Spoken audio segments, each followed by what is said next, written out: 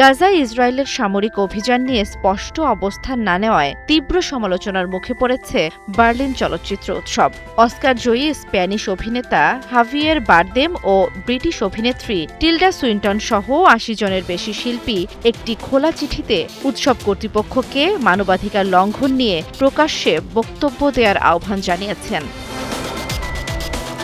বিতর্কের সূত্রপাত ১২ ফেব্রুয়ারি উদ্বোধনী আলোচনায়। সাংবাদিকদের প্রশ্নের জবাবে জুরি প্রধান ভিম ভেন্ডার্স বলেন, চলচ্চিত্র নির্মাতাদের রাজনীতির বাইরে থাকাই উচিত। তার মতে, শিল্প যদি সরাসরি রাজনৈতিক হয়ে ওঠে তবে তার নিজস্ব পরিসর হারায়।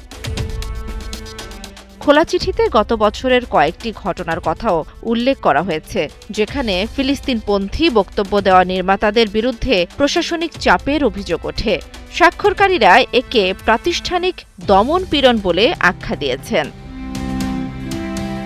আন্তর্জাতিক চলচ্চিত্র অঙ্গনের বড় একটি অংশ ইতোমধ্যে ইসরায়েলের বিরুদ্ধে সাংস্কৃতিক বয়কটের পক্ষে অবস্থান নিয়েছে। ৫,০০০-এর বেশি চলচ্চিত্রকর্মী ইসরায়েলি প্রযোজনা সংস্থার সঙ্গে কাজ না করার অঙ্গীকার করেছেন। শিল্প, রাজনীতি ও নৈতিকতার এই টানাপোড়েন বার্লিন চলচ্চিত্র উৎসবকে নতুন এক প্রশ্নের মুখে দাঁড় করিয়েছে।